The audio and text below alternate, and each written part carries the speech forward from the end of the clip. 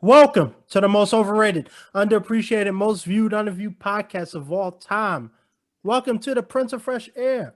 This is your host, the most charismatic man in entertainment, aka the tall glass of water, aka Mr. 240 pounds of twisted steel and sex appeal. Now, before we start, I gotta address something real quick. My man Dimitri, I am the Tom Cruise of this podcast, all right?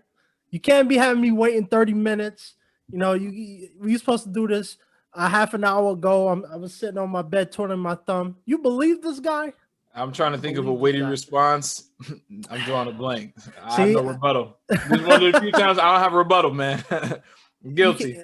can't do that to the Chris Hemsworth of the movie set. But anyway, Sorry, man. how you been? How you doing? All right, good man, good man. Living in a crazy world, just a squirrel trying to get a nut, man. I hear you, man. I'm trying to get Scarlett Johansson, but that's not happening. Um, but in terms of comedy, let's get right into it. Let's talk about the most controversial man right now that's not named Donald Trump. His name is Bill Burr. You know who Bill Burr is? No, I do not. What? I mean, are you serious? What kind of world are you living in? Unbelievable. I don't know, man. So I don't know the guy. Bill Burr is a comedian. He's been doing this for like 30 years, give or take.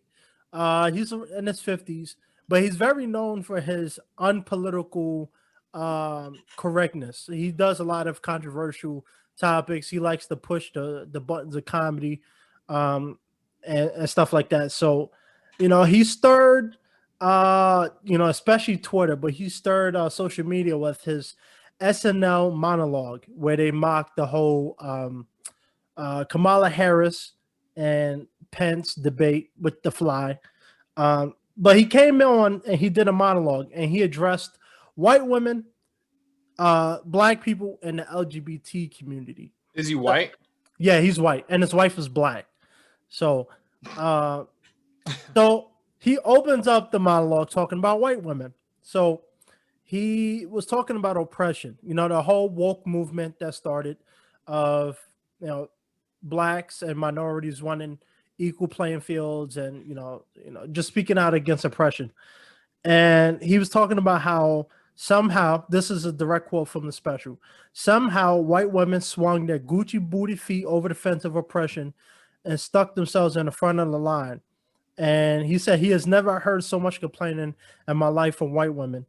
And he was talking about how they always saying, my SUVs is, and my heated seats, my life is so hard, and you have no idea what it's like to be me.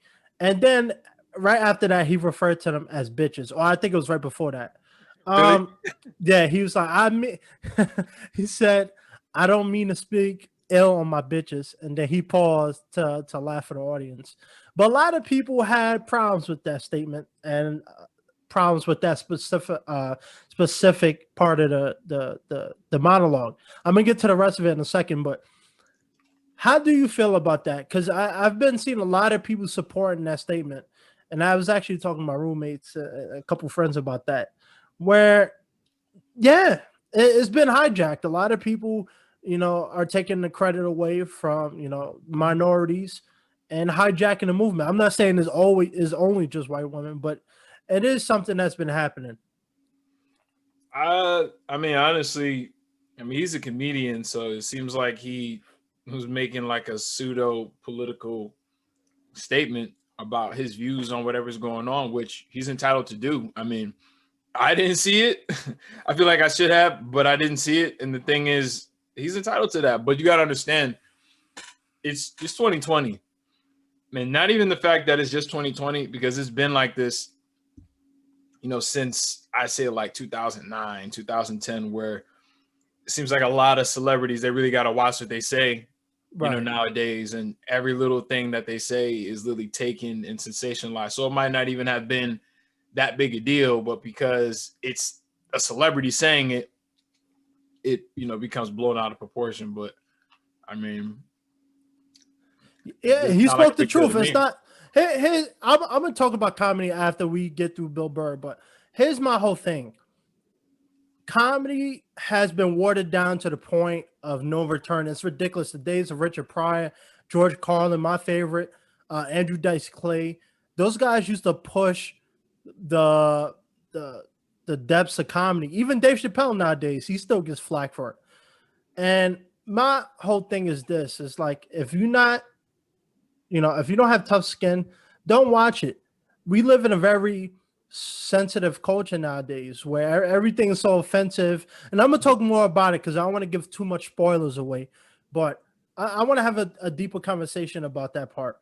But then, his monologue was only 8 minutes, so he touched on that. And then he talked about the LGBT community. So part of the joke was that he went to New York. He's from New York, and he was like, "Why is there so many people on the street? Why is this so crowded?"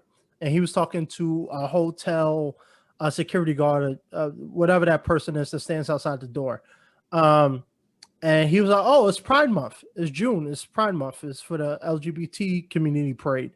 And he said, "Oh, okay, that makes sense. I see why this dude's wearing tank tops and booty shorts and kissing on the street and stuff like that." And then he basically said that he feels like the LGBT community gets more recognition than the Black community. So that's true. It is true. So he's talked about how in June, they get the whole Pride Month, which he said as a 52-year-old he never knew about. He just kind of figured it out, which could be a comedy joke, or he could just be honest, because as we all know, the older generation don't really follow too much about stuff. But then he also compared it to Black History Month, which is in February. So part of the joke, he was like, "All right, LGBT community get the June month where it's hot and sunny, everybody wants to parade, and then the Black people get February where it's cold outside, it's raining, go outside, people shivering, nobody want to line up for protest." Hey, and it's the shortest month. Yeah, and it's the shortest month out of the two. And he was saying that it's kind of unfair that they get. It's just part of the joke, but he was just saying that why don't Black people get the same recognition? LGBT community. And let me just say this: I'm not against the LGBT community, but he was saying that they get a lot more awareness. A lot of companies every June, you got places making LGBT inspired sandwiches. They paint the sidewalks with the flag, and you see stores supporting it. But when it comes to Black History Month, Black people don't get the same treatment. Glossed over. See, I'll even go a step further. Now, on my podcast, as well as this one, I've talked about the main solution that Black people need as far as a lot of the police brutality and things is laws passed. I'm pretty sure at this point, I'm no expert at this, but I'm pretty sure at this point, same-sex marriage is legal for the most part, if I'm not mistaken. Yeah. So they got that passed. Why haven't Black people have gotten any laws passed specifically for them? Right. Specifically for us. We haven't got that yet. So you see, we're not a priority. Gay people are. That's fine. Good for them. But, we should also be a priority, as well, because just yesterday they found, or this happened a while ago, but, a black man around our age was found hanging from a tree. I heard about that. The police department ruled it as a suicide, but then come to find out his hands were tied and, he had bumps and bruises and missing teeth and scars that don't correlate to a suicide. Right. You see what I'm saying? So what is it going to take? So you had gay people complaining, and they ended up getting same-sex being legal, same-sex marriage being legal. Right. We ain't getting anything yet. So he, like I said, Bill Burr, I'm not gonna say I like him, but he's on to something. Here's the thing. So a lot of people Black, so he has to come out there and say things like that. Exactly. I'm not saying he will understand the Black struggle. I'm not saying that, but he has an awareness. I'm sure he's talked to his wife about it, and his wife has family, and he was able to talk to him about this stuff. Comedy is supposed to. This is why I like Dave Chappelle, because not only is his jokes funny, but he points to real life issues that's a problem. And my whole thing is this: people are slandering, not everybody, but a lot of media is, "Oh, he's a sexist, he's a homophobe." And Dave Chappelle said this in one of the special, is that, he was saying how when he had the Dave Chappelle show, he could say the N-word all the time and talk about black people all the time, but you can't say nothing about the gay people. So my whole problem with comedy is that you can make jokes about black people, but you can't make jokes about women and the LGBT community. Since when was that right? So Well, that's been going on since the 90s. If you YouTube gay person, basically it's like gay person on the comes on the Arsenio Hall show. He went through the same thing. And he was talking about how it's like I make jokes about all these different people, but then I can't make jokes about gay people. Like, what's your problem? He was like, yo, I'm black. I'm the biggest minority you know about. You know what I'm saying? Like, you want to talk about how you want, rights for you. Mind you, this is the early 90s. We struggling more than you. So what are you saying? Right. Word to Arsenio Hall. Shout out to Arsenio Hall. Yeah, man, there's a lot of problems with comedy, and I love Bill Burr and Dave Chappelle because they're not afraid to speak out about it. And this is Bill Burr's first interaction with SNL, because with his kind of comedy, Dave Chappelle could get away with it because he's been big for so long that people are willing to pay him to do that. Bill Burr has been doing it for a while, but he's not on the same celebrity status as Dave Chappelle, so he's not going to get the same treatment. But is it truth? There's truth behind his comedy, and I was watching Ari Spears. He's another comedian who does amazing impressions. But he talked about how, he'll do shows and people, try to stab him after the show, and they'll heckle him, heckle for jokes that he make, for making jokes about.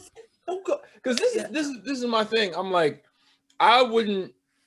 I mean, I don't think I've ever really been to a comedy show, to be honest with you. But if I went, you're gonna have to go under the assumption that there are gonna be jokes that are made that you might not find funny, jokes that are made that you're gonna probably find offensive, and jokes probably made about you or people like you or your group or whatever. And comedy clubs are supposed to be fun. Exactly. So why are people going? Like I said, I'm going to be offended, so I could go and try to beat him up or stab him. People who go out there for those reasons are just wasting time. Yeah, you got a lot of time on your hands if you're going somewhere that you knew for a fact you weren't gonna like anyway. If I didn't like Dave Chappelle, why am I going to his show so I can just sit there and pout and be mad? I've been to a comedy club. I went last year with a couple buddies from Long Island. And we went to go see, his name was Andrew. I can't remember his full name, but everybody knows him. He was on Guy Code, and he has his own show now. It's going to come to me at some point. But I went to the show, and we all know, at least in my opinion, everybody should know, if you go to a comedy show and you sit in the front, you're going to get pointed out. Every comic does it That's at what some I'm saying. point. So when you sit in the front, you kind of, I'm not saying you deserve to get heckled, but you're going to get that treatment. And Ari Spears was talking about how, throughout the whole set, it was one of the shows he was doing. He was making fun of everybody, fat, black, white, doesn't matter. He was making jokes. But then this one dude was there with his girlfriend, his sister, and her girlfriend. And he was making LGBT jokes to his sister. And he got upset. And it was just like, how's it right that he can make fun about everybody else, but only certain people are immune to that treatment? That's my problem with this whole. And Bill Burr talked about cancel culture because people are quick to, let's get him fired, let's ban his career, which is not happening because he has millions of followers. So obviously, just because you don't think the jokes is funny, don't mean millions of other people don't think it's funny. But it goes to show, man. They proved this point. He said as soon as this is over, people are going to go and complain. And he was talking about white women and cancel culture. And sure enough, on Twitter, I hate to make it a race thing, but a lot of white women complaining, and everybody was trying to get him canceled, call him sexist, call him homophobes. But what happened to the days of comedy where everybody was on fire? Like everybody was getting crucified. It's like, you can make black jokes, you can call people the N-word, you can, talk about Mexicans, but you can't talk about a gay person. It's like, what's up with the special treatment, man? Like I said, it's been like that since the 90s, and it's only gotten worse, where most comedians would tell you, comedy is not what it used to be. And unfortunately, they all have to, make that adjustment, to the way that things are in society right now. I mean, it is what it is. I mean, the last comedy special that I saw was Dave Chappelle's Netflix special that came out last year. Yeah. And I don't think he really said anything that would be considered unpolitically correct. And maybe that's why, Yeah. It's sad, man, because it's I love the LGBT community. I know people in a part of that community. But one of the things I never liked was the fact that they felt like they can compare their struggle to black people. And before people tune off and oh, what is he talking about? Let me say this. It's 2020. I'm not saying every black person on the planet Earth is being oppressed. But when you look at our history, people were being enslaved, women were being raped, we was working on plantations. We all know the black treatment. And I'm not saying the LGBT community don't have it hard, but it's not the same as being a black person in America. And I hate the fact that they always compare being gay or bisexual to being black. Because let's be honest here, the LGBT community don't make up more than I can't remember the percentage, but it's like maybe 5 to 10% of the population. But you see this time and time again. They get a lot of special treatment. They get a lot of shows, and I'm not against that. But you see a lot of special treatment that they get. They got a law passed already. Same-sex marriage is legal. I can understand if you guys were complaining about that for years and years and years, and you didn't get what you asked for. Then I'd understand. Then maybe you can compare yourselves to the black struggle, right? But until then, you can't. There's just no rebuttal to that, because you guys got what you wanted. You know what I'm saying? Obviously, you have transsexual women, who get harassed and killed, as well, but not to the degree of black people, where, like I said, dude got found hanging from a tree. And then they just immediately ruled it a suicide. Look at this whole entire year.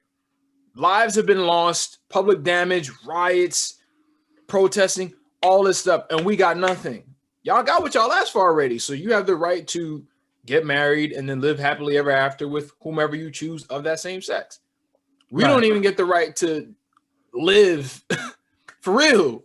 Right. In police custody, walking down the street. We don't make it to the police station. We don't get a right to trial. We just die. We just get killed. So I don't want to hear anything. Yeah, or if you're a gay person and you listen to this, you still don't agree, come on the podcast. Come holler at your boy. Hey, you know how I do. I'm all about having different opinions. I don't know. You have the floor to come on here and then state your case. If you're listening to this and you are gay, I support the LGBTQ community, but I don't agree. We are a bigger minority than you. We have less support than you do. Yeah. Period. And then y'all can talk about Black Lives Matter and all of that, but that's a hijacked movement. It's a socially engineered movement, and it hasn't gotten anywhere. Because if it was a real movement, we would have gotten real results at this point. Yep. We got Joe Biden and Kamala Harris talking about, our solution to police brutality and police violence against black people is having the representatives from the NAACP come to the White House for a day and meet with us to talk about what? At this point. Right. At this point. So I don't want to hear it. I do want to hear it. So you want to come holler at your boy. I don't know, man. I just feel like people need to stop this whole victim blaming and everything is attack on you. Comedy is subjective. Not everybody's going to like Dave Chappelle. I understand it. Comedy is very subjective to your taste. Everything isn't for everybody. I mean, people have to understand that. Like, it's just what it is. Yeah, but just because you didn't like it don't mean, there's anything wrong with it. You just didn't like it. That's it. Yeah, it's like, look, Bill Burr, I'm going to just wrap this up because this is not going to be a long one. I want to put people in a coma. But the whole thing with Bill Burr was the fact that it wasn't sexist. It wasn't homophobic. It wasn't an attack on gay people or women. It was the truth. A lot of people feel this way. But again, free speech, especially in comedy, is very limited. You got comedians getting jailed for stuff they say on stage. You got comedians getting banned from audio from comedy clubs and stuff or whatever they say. And do some comics maybe say things that hit a little too close to home? Most likely. I'm sure there's a few of them that push that edge, but it's comedy. It's comedy. If you don't want to watch it, don't watch it. It's like, if you don't like peas, are you gonna put peas in your plate and force yourself to eat it? No. Right, so, yeah. This is just the world we live in, and I'm glad complainers. Yeah, I'm glad Bill Burr came up there and did that, because I feel like we need to take back comedy. Comedy has been watered down to Pop-Tart jokes and dad jokes.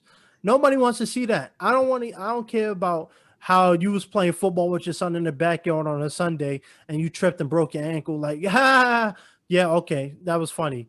Next, I want some social awareness. I want to laugh. I want to have a good time. I want people to get roasted for the skin color. I want people to get roasted for how big they are. I don't care. It's fun. It's just what it is. We're here for good time, not a long time. Personal. We're here for good time, not a long time. And speaking of that, I got to call Scarlett Johansson back because she's been begging me to call her. So,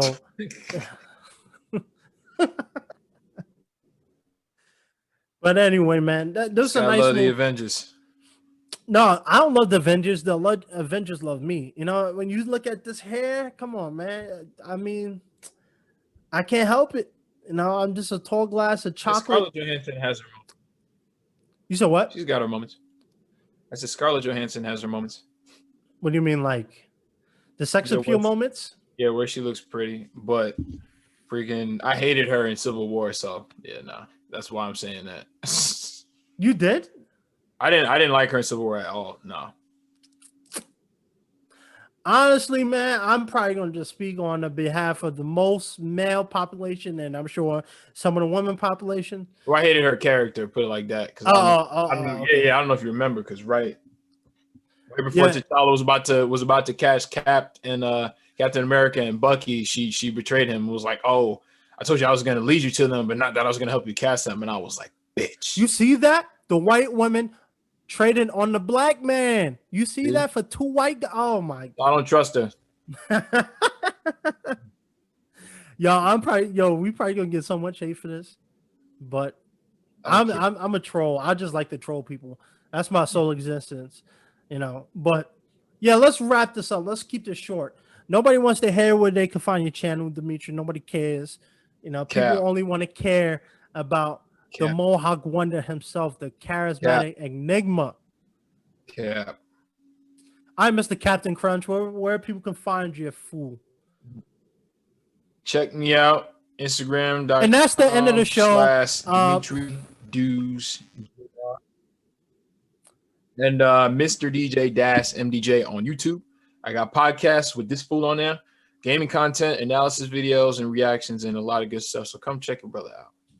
And now that Wakanda's vacated for the time being, I think I'm gonna take the throne. I think I'm gonna come take Chadwick Boseman's spot and show people what this hair can do. And with that, the chocolate is out. It's midnight, and the dark night rises. So, thank you for tuning to another episode. Real quick, if you want to support this podcast, you can just go to anchor.com/the Prince of Fresh Air. On the homepage, you can support this channel. I'll take PayPal donations up to $5,000. I don't discriminate.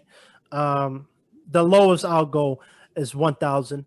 And also send voice messages if you want to be on the show, have your voice be featured, or you want to remain name anonymous.